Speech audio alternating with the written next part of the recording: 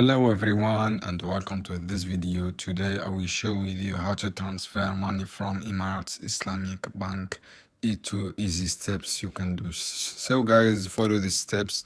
The first step to make transaction, guys, make sure you are following this information, enter your details and your current address, and you have make sure you have funds on your account, and write your account routine code, and click on detail of your beneficiary account, and as you can see here, add to transfer.